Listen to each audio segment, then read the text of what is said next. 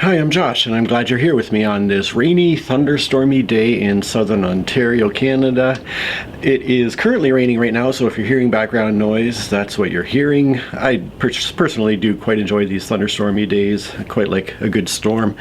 But today I'm doing a book tag video, which is something, even though I enjoy tag videos, I like watching them, I like making them, I don't find the time to do them all that often. And in fact, when I looked back at my channel, I saw that I had done only 7 of these videos in the past, which equates to 1 per year essentially. So even though every once in a while somebody will tag me to create one of these, I tend to store them away and never find the time to get to them. However, this time I am finally getting to one that was recommended to me, or that I was tagged in roughly this time last year by my dear friend Charles from the BookTube channel Bookish Chaz. I will link his channel below, as well as the video that Charles did for this particular tag. And please do go check him out, give him a subscribe. And this tag video is called the Off the Top of My Head book tag. And even though that's what it's called, I'm working a little bit against the spirit of it by pre-preparing some stuff here for you. So I put at least a little bit of thought into these questions that I'm about to answer. I figured this video would be a fun one to do with all the other stuff I've got going on in my life right now with the cancer diagnosis and all the other challenges. I did create a video that kind of goes into detail with a lot of my personal stuff that I made available to my Patreon supporters. So if you're curious about what's been happening, feel free to support me on Patreon, or even just sign up for $2 a month, watch the video, then unsubscribe. It's a fair way to do it as far as I'm concerned. Though to be honest, it's mostly just me whining about stuff, so maybe not be worth your while. But anyways, let's get into the Off the Top of My Head book tag, which was originally created by the channel The Library Mouse Gina, which I will also link below here for you. And like I said, I was tagged by Charles to do this. The first question is, what was your favorite picture book as a child? And I'm going to say that my favorite book in general as a child was Treasure Island by Robert Louis Stevenson. And since this book does have a few illustrations, I'm going to kind of cheat a little bit and count it as a picture book, even though it is the unabridged version of the book, which I quite enjoy a lot. So yeah, this is one that I read a few times as a kid. I keep saying that I need to reread it as an adult to see if it brings back good memories, although I'm a little gun shy after rereading some of my past favorite books in recent years and just having terrible experiences with them. But maybe I'll have to give that a shot again sometime. Question 2 is, what book series did you love as a child? And for this question, I'm going to go with the Hardy Boys books and the Sherlock Holmes books by Sir Arthur Conan Doyle. The Hardy Boys in particular really got me into the whole idea of detectives or private investigators, and got me thinking that one day I would become a private investigator of my own. But yeah, I read through all of the Hardy Boys books, and even as a kid eventually started to realize that, you know what, all these books kind of are the same. They follow really similar patterns, but still enjoyed them a lot. This book was gifted to me when I was a kid, and this is the very edition itself that I was given back in the early 1980s. So yeah, I also read through all the Sherlock Holmes books and had a great time with them. Question 3 was the worst book you have read or tried to read.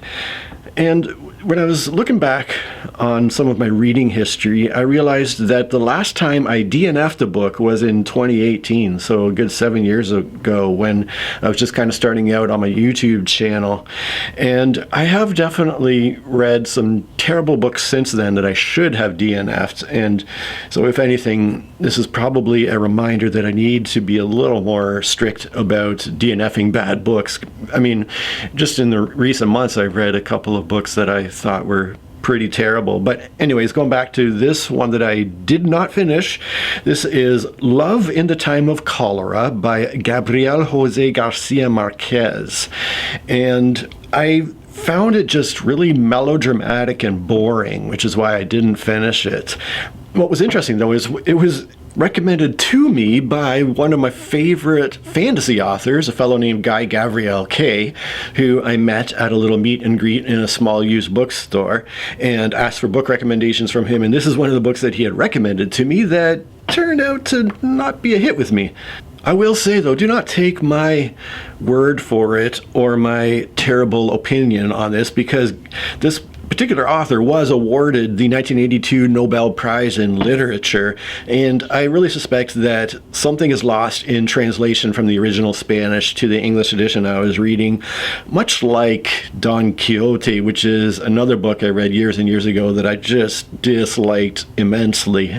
And again, that was a translation from Spanish as well. So, maybe something was lost in translation, maybe it was just me, but whatever it was, it didn't work for me at all.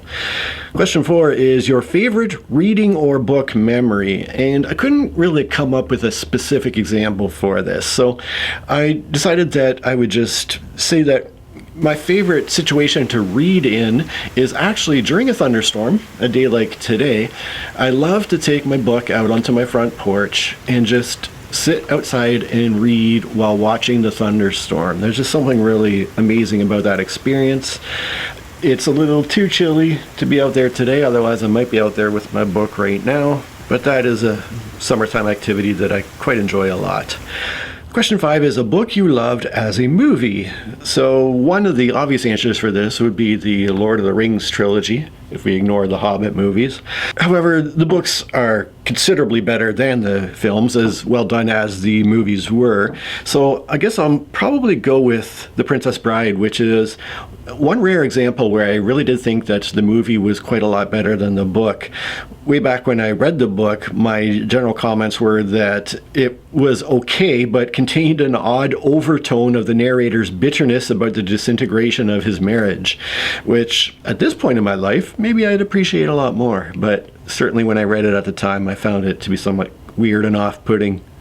Question 6 is a book you wish they would make into a movie, and if I had my way, my number one choice would be The Curse of Chalion by Lois McMaster Bujold, which is my number one favorite fantasy book of all time. It'd be amazing to see that put into film. I mean, I could just also go down the list of my other favorite fantasy series, like Joe Abercrombie's The First Law would be amazing to see in film, or Laini Taylor's Strange the Dreamer duology would be pretty visually amazing if they could pull that off. So there's a few that, if I had my way, I would love to see. There's just, as far as I can tell, a real shortage of great fantasy films. I've been able to find very little in the way of true fantasy movies that I've enjoyed a lot. Oh, you know what?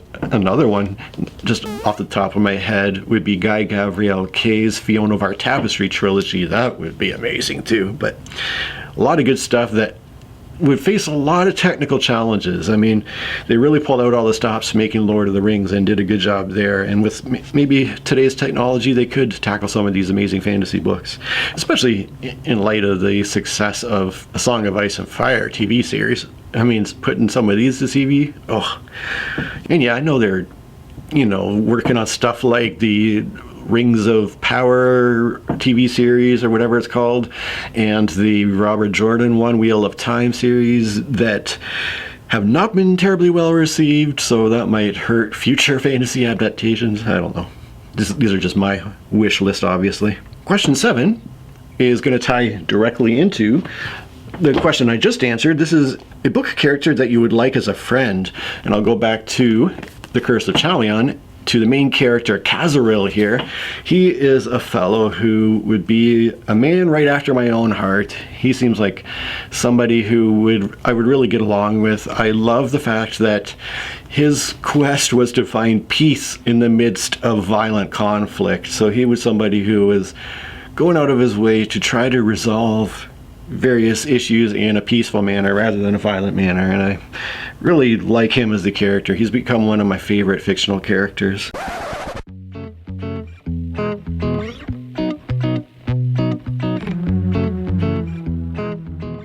Question 8 is a place you want to visit because of a book you've read. And for this one, I am not going to choose a real world place. Rather, I'm going to go back to Lord of the Rings, and I'm going to pick either Rivendell or Lothlorien from Lord of the Rings. These elven forest cities just sound so incredible. How amazing would it be to go and visit something like that? I mean, you can already go to New Zealand and visit the Hobbit houses, but there's nowhere you can go to see Rivendell or Lothlorien, which would be really something special. Question 9, a nonfiction book you would recommend.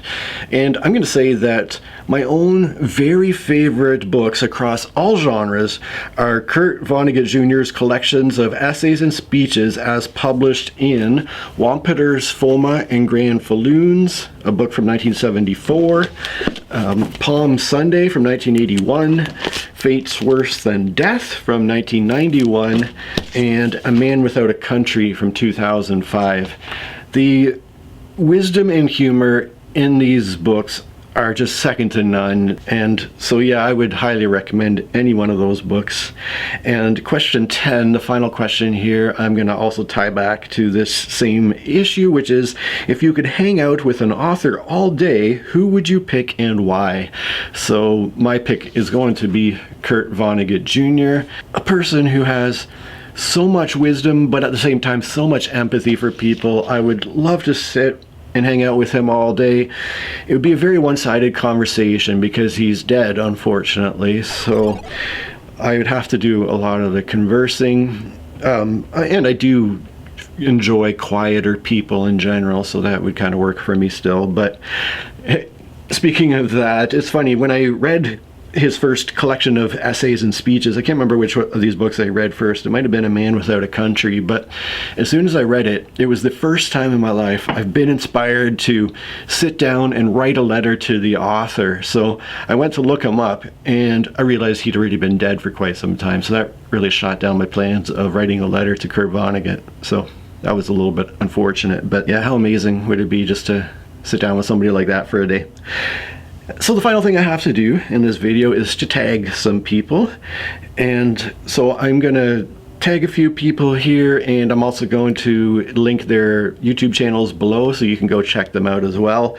I'll tag Brian from Bookish. I don't know if he's big into doing these sort of tag videos, but I think it might be a fun change of pace for him from some of the pretty serious life issue stuff that he talks about on his channel. I'll tag with Zara from Books with Zara too, somebody who I think has a lot of great insight on books in general. Again, I'm not sure if she's big into the tag videos, but I'll tag her nonetheless.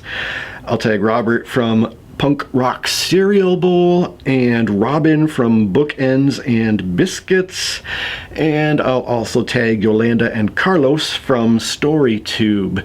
These are all people who I really enjoy watching their content. Really highly recommend you do the same. And the last person I'm going to tag is you. If you are a content creator and you have just watched this video, please feel free to grab these questions, make your own video, and then link it to me so I can go watch it and cheer you on. That would be a fun thing to do. And if you're not a content creator, I'm still really interested in hearing what you thought about my answers and what some of your answers would be. Please get into the comments to let me know. And if you want to just tell me about the book you're currently reading right now, I'm all ears. Thank you so much for watching. Really appreciate you. Cheers. I pretty much enjoy days like today, so I've put at least a little bit into thought. So I put at least a book character that you would, if just